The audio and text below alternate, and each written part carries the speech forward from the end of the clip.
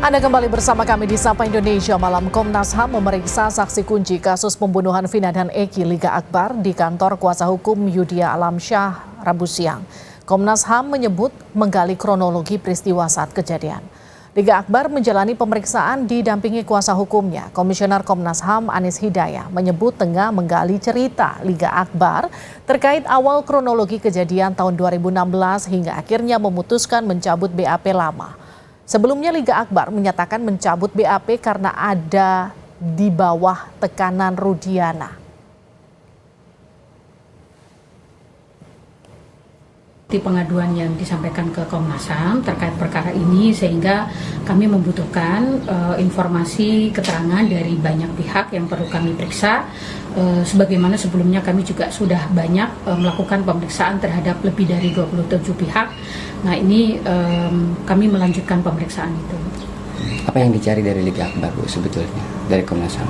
Ya seperti yang saya sampaikan, kami tidak bisa menyampaikan materi pemeriksaannya, tetapi pada prinsipnya apa yang dia ketahui terkait dengan peristiwa ini yang kami gali. Ya tentu harapannya nanti hasil penyelidikannya akan disampaikan ke semua pihak. Kuasa hukum terpidana kasus pembunuhan Vina mempertanyakan alasan polisi tak mengizinkan terpidana dijenguk. Jutek Bongso, kuasa hukum keluarga terpidana Vina sebut sampai saat ini keluarga belum bisa menjenguk terpidana. Kami sedang melakukan audensi dengan Komnas HAM.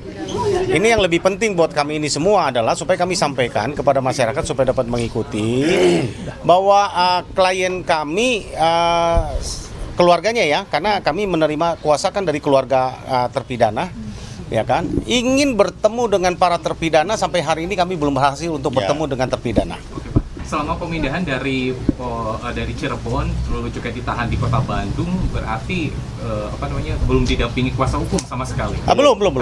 Belum. Makanya kami itulah ya, kami berusaha untuk bertemu kan gitu kan. Polda Jabar memeriksa keluarga 4 terpidana pembunuhan Vina dan Eki hari ini. Pemeriksaan terkait dugaan perintangan penyidikan kasus Vina dan Eki. Kasana, ayah dari Hadi Saputra, salah satu terpidana kasus pembunuhan Vina dan Eki, diperiksa selama 2,5 jam oleh penyidik di Treskrimum Polda Jabar. Kasana ditanyai 24 pertanyaan oleh penyidik, salah satunya klarifikasi terkait keterangan dari saksi Kahfi, anak ketua RT yang rumahnya dijadikan tempat menginap oleh terpidana. Pak polisi yaitu atas tuduhan Abdul Kahfi terhadap saya, karena saya tidak pernah mendatangi dia, ya saya nyatakan tidak. Keterangan dari Abdul Kahfi, Pak Kasana mendatangi Abdul Kahfi untuk apa ya Pak ya? Ya untuk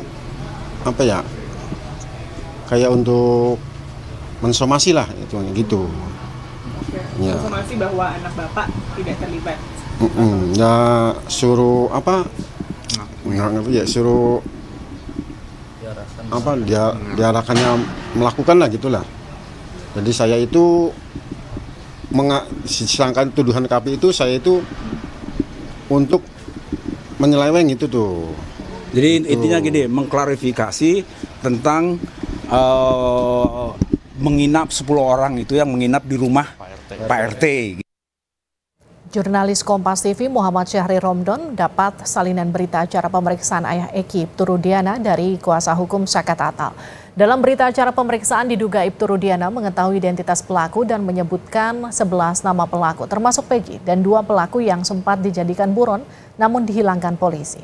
Ibtu Rudiana juga mengetahui cara pelaku membunuh anaknya, padahal dalam berita acara pemeriksaan lain, Rudiana diduga tidak berada di lokasi tempat Eki dan Vina dibunuh.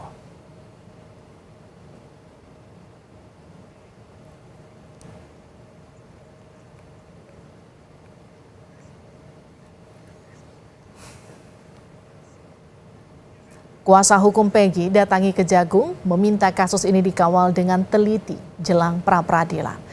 Apa yang jadi kekhawatiran tim kuasa hukum Peggy? Kita akan sapa kuasa hukum Peggy Setiawan, Marwan Iswandi, dan mantan Kapolda Jawa Barat Irjen Pol Purnawirawan Anton Carlian. Pak Anton, Pak Marwan, selamat malam. Selamat malam, Mbak. Selamat malam, Jenderal.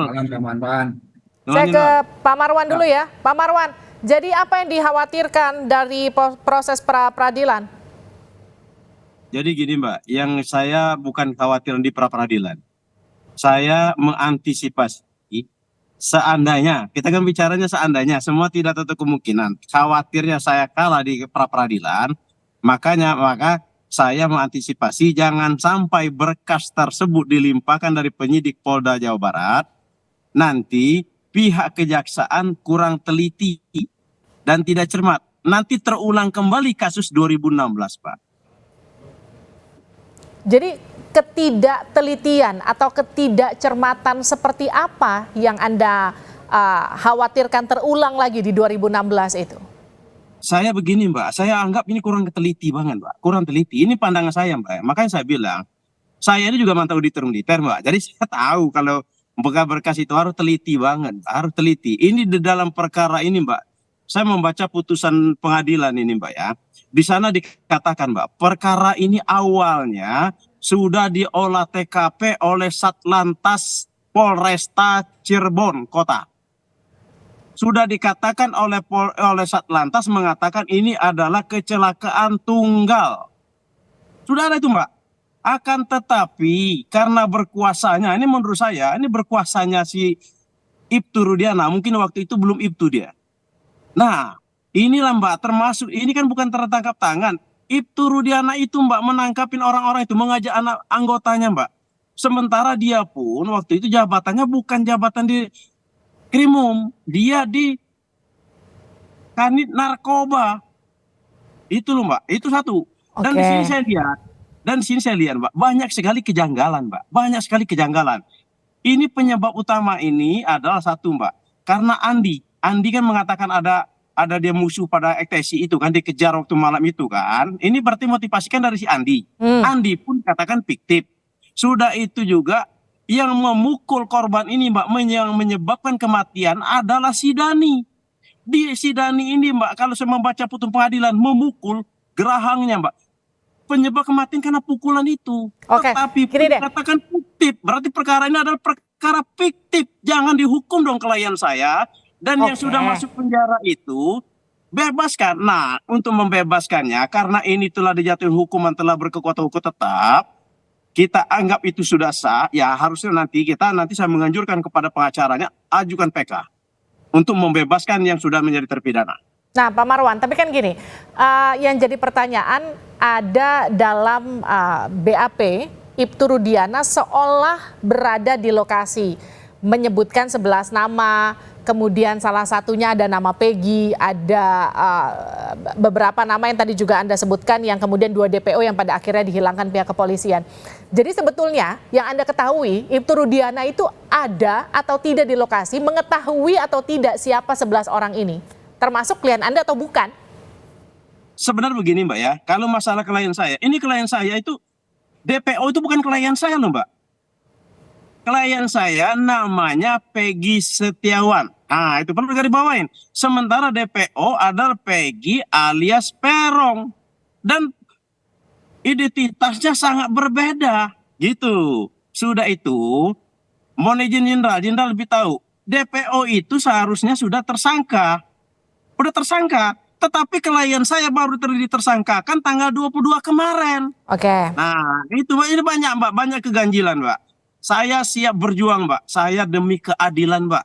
Demi keadilan saya Mbak, di dalam perkara ini Mbak. Betul, dalam keadilan. Nah maksud saya, kalau ini memang udah ada terjadi kesalahan, marilah kita perbaikin.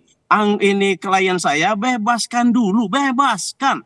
Jangan sampai menghukum orang tidak bersalah Mbak. Kasihan Mbak, kasihan saya bilang Mbak. Itu aja saran dari saya. Pak Anton, kalau Anda melihat kasus ini sekarang perjalanannya seperti apa Pak Anton? Makin semrautkah atau justru makin terbuka satu persatu faktanya? Saya belum berani menyimpulkan, tapi saya menghargai apa yang sudah dilakukan oleh Pak Marwan, karena memang selaku kuasa hukum pembela harus membela kliennya sampai titik darah penghabisan. Dan saya juga apresiasi bahwa beliau juga sudah melakukan pra-peradilan. Karena kalau kita berbicara opini, analogi, ini adalah criminal justice system, tidak akan sampai, justru harus melalui jalur-jalur yang jelas. Makanya dengan jalur pra-peradilan ini pun juga ini sesuatu yang sudah sangat bagus. Kekejaksaan juga saya kira sudah hal yang sangat bagus. Ini merupakan satu pengawasan atau koreksi dari masyarakat maupun pengacara. Dan apabila memang meragukan, saya sudah katakan berkali-kali, adakan eksaminasi, karena ini sudah inkrah. Eksaminasi itu apa?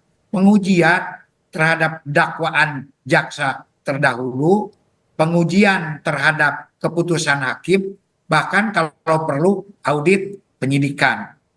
Adapun masalah-masalah yang lain, masalah seperti Ibtu Rudiana menunjukkan 11 orang, itu sah-sah saja memberikan petunjuk-petunjuk, itu namanya petunjuk. Tetapi di sini saat itu kan polisi atau penyidik harus mengklarifikasi betul enggak yang 11 orang ini sesuai yang ditunjukkan. Apabila tidak sesuai, ya jangan dong. Tapi apabila sesuai, ya sudah. Dan ini pun juga harus diuji oleh kejaksaan. Makanya tadi Pak Marwan betul, karena Polri itu baru merasa lega kalau sudah P21. Nah, sebelum P21 ini memang jaksa harus memberikan petunjuk-petunjuk yang detail. Baik istilahnya konstruksi pasal, konstruksi siapa saja yang menjadi tersangka, apa saja yang menjadi alat bukti, bahkan rekonstruksi kejadian. Jaksa harus mampu memberi petunjuk. Pak Anton, yang bisa mengoreksi. Polri hanya jaksa. Nah, izin saya potong Pak Anton. Ini kan banyak asumsi yang kemudian muncul yang menyatakan bahwa ngejelimetnya atau semerautnya kasus pembunuhan Vina ini karena dari awal ada kelalaian pihak kepolisian dalam proses penyidikan. Seperti yang tadi sempat disinggung Pak Marwan, sempat ada katakanlah pernyataan bahwa ini adalah kecelakaan tunggal, baru kemudian berkembang ke kasus pembunuhan, baru kemudian ada 11 DPO dan kemudian 11 tersangka, kemudian 2 DPO hilang begitu. Anda sendiri melihat nggak betul sebetulnya ini dari awal penyidikannya yang memang salah? Makanya kita tidak boleh sekarang menjustifikasi. Justru kalau ingin mengetahui apakah itu salah atau benar, kita bukan hakim. Adakan audit penyidikan, audit investigasi. Apakah saat itu benar atau salah? Masalah kecelakaan tunggal memang awalnya adalah kecelakaan tunggal. Tetapi ada kesaksian-kesaksian yang menyatakan bahwa telah terjadinya satu penganiayaan, telah terjadinya satu pembunuhan, bahkan kecelakaan tunggal pun juga itu merupakan salah satu rekayasa dari hasil yang awal, sehingga diputuskanlah diadakan sebuah penyidikan. Dan hal itu sudah inkrah, dibuktikan oleh para tersangka atau terdakwa yang sekarang, walaupun dalam berita acaranya memang mencabut, tetapi sayang, saya mendengar, saya menganalisis bahwa ketika di dalam sidang pengadilan tertutup, para terdakwa itu memberikan keterangan-keterangan yang mengarah pada terjadinya penganiayaan dan pembunuhan yang didukung oleh bukti-bukti, di mana Pisem juga mengatakan bahwa ada kematian tidak wajar akibat benda tumpul. Dan benda tumpulnya itu ada, yaitu sebuah balok. Bahkan ada benda tajam berupa mandau. Dan ini pun juga sudah disinkronkan di dalam persidangan dan itu sesuai dengan keterangan para terdakwa. Nah, inilah yang menjadikan saat itu kenapa dari kecelakaan menjadi peristiwa pidana penganiayaan dan pembunuhan. Itu yang saya ketahui dari hasil analisis sidang maupun para saksi, termasuk pengacara pertama yang mendampingi Pina dengan Eki. Oke, Pak Anton. Saya ke Pak Marwan terakhir. Pak Marwan, Anda menyatakan berkali-kali Anda yakin klien Anda tidak bersalah, Anda bahkan katakanlah maju sampai ke Kejaksaan Agung, katakanlah untuk memperjuangkan klien Anda juga lewat pra-peradilan. Katakanlah gini, seberapa besar persentasenya Anda yakin klien Anda akan dibebaskan dan dibuktikan bahwa ini bukan Peggy Peron? Saya menjawab Mbak ya, 99% Peggy Setiawan bukanlah pelaku pembunuhan Eki dan Pina. Ini pandangan saya.